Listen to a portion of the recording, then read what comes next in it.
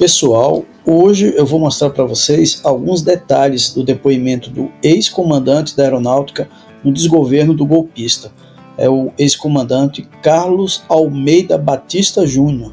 Se a posição do ex-comandante da Aeronáutica, Carlos Almeida, na trama golpista era uma dúvida, segundo a Andréa Sadi, em seu depoimento ele mostra que vai entrar para a história.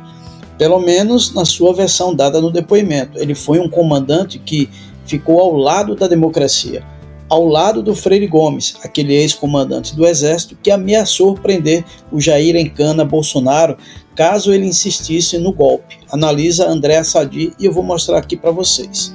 Aí, meus amigos e minhas amigas, por favor, comentem sobre o que vocês acham de tudo isso. Aproveita e também já deixa o like, comenta muito nas suas redes sociais para aumentar a relevância do nosso canal de notícias dentro da plataforma.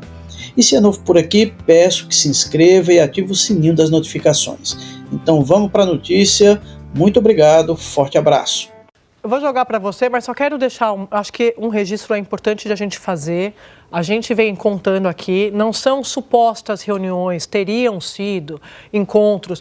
Tudo isso está comprovado, foi cruzado pela Polícia Federal, como a gente revelou aqui há algumas semanas, em documentos, porque a PF tem entrada e saída que foram fornecidas pelo GSI a pedido da PF, a pedido da investigação, mostrando a antena de celular, quem estava no Palácio da Alvorada, data com hora que entrou, com data com hora que saiu, entrando para fazer encontro ali de novembro a dezembro no Palácio da Alvorada. Então, não tem suposição. Esses encontros, o registro é esse, eles aconteceram, eles só vieram à tona por causa da investigação. Não teve nenhum militar proativo para contar o que estava acontecendo em dezembro.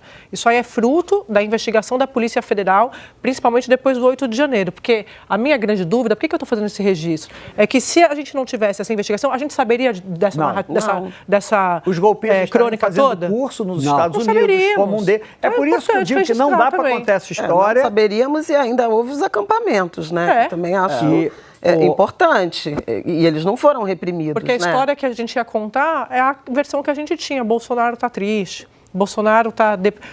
Eu acho que é verdade, sim, mas elas não são coisas que não anulam, excludentes. Né? Elas são complementares. Ele estava triste, estava inconformado, o Valdo estava irritado e, por isso, também decidiu ver o que tinha ali para virar. O que tem aí no golpe para eu virar a mesa? E ele estava ali conversando, não estava em silêncio, ele estava fazendo o que eu chamo de roteiro barulhento do golpe. É disso que se trata esse final de ano de 22 lá no Palácio da Alvorada.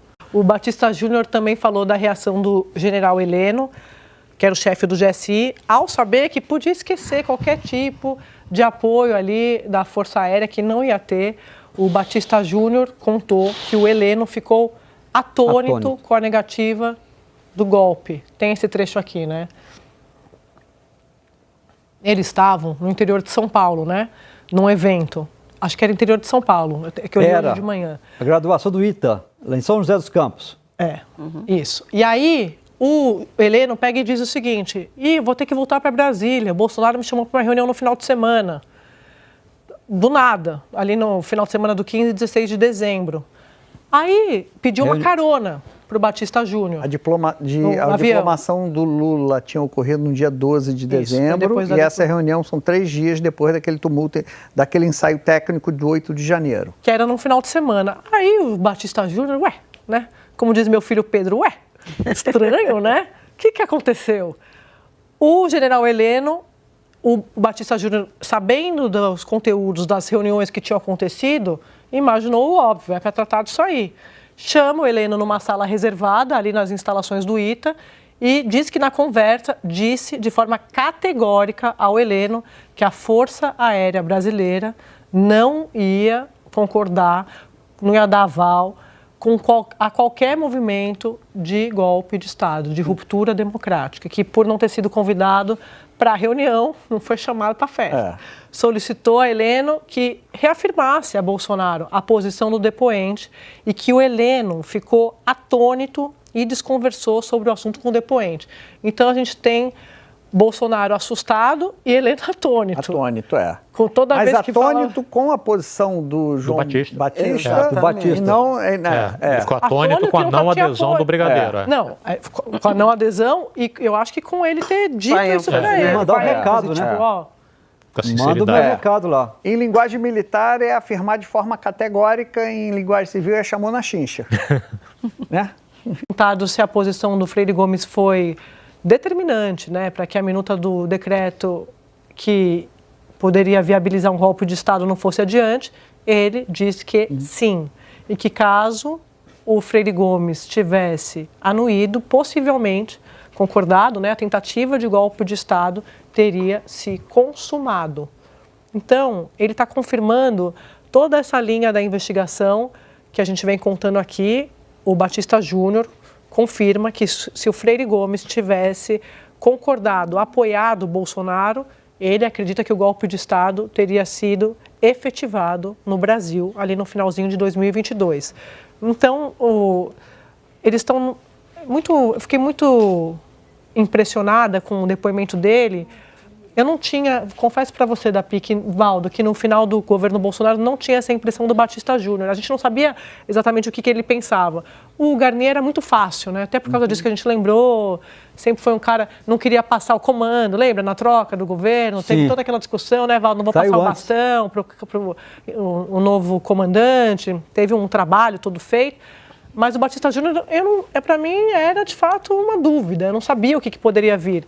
E ele está deixando, como ele vai entrar para a história, respondendo a pergunta que a gente faz aqui todo dia, pelo menos nos papéis, no depoimento dele, ele vai entrar para a história como um comandante que ficou ao lado da democracia, ao lado do Freire Gomes, que, segundo ele, se tivesse dado o aval para o plano golpista de Bolsonaro, nós não estaríamos vivendo numa democracia. Sem exército é impossível dar golpe. Valdo, tem um trecho aqui, esse trecho que a gente separou, eu não sei se eu vou conseguir ler até o fim com o Otávio ali, mas joga aqui, por favor, que vai ser importante. Esse é muito bom.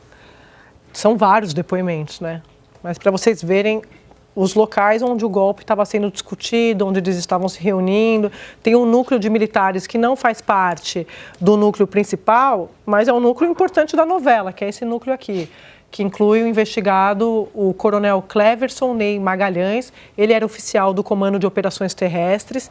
Por que a gente selecionou esse depoimento? Segundo a PF, ele, que era militar, fazia parte do núcleo de operação das ações golpistas. Ele atuava em reuniões de planejamento e execução de medidas. Ele prestou um depoimento e nesse depoimento ele contou, gente, que reunião golpista aconteceu até num salão de festas. Sim, é isso aí. Vamos conferir aqui no depoimento. Olha lá, Otávio. Ele foi perguntado se o Mauro Cid, se o Sérgio Cavalieri, se o Major Rafael de Oliveira, se o General Paulo Sérgio, o Braga Neto e o Major De Nicole, eles estavam presentes na reunião que aconteceu no salão de festas. Ele dá um endereço aqui, lá de Brasília, né, respondendo que, pelo que se recorda, somente o tenente-coronel Mauro Cid estava presente. E uma fonte me escreveu aqui, está acompanhando o programa, falou, o Bolsonaro ele não estava triste ou deprê porque ele perdeu a eleição, ele estava triste porque ele não conseguia dar o golpe. Falou, Sadi, são coisas diferentes, é uma fonte que acompanha de perto a investigação. Ele não estava triste porque ele, como ele tem a teoria da conspiração, ele achava que tinha algum problema, tal. Ele acreditava naquela mentira, mas ele estava irritado e para baixo porque ele não conseguia o apoio necessário para dar o golpe de Estado.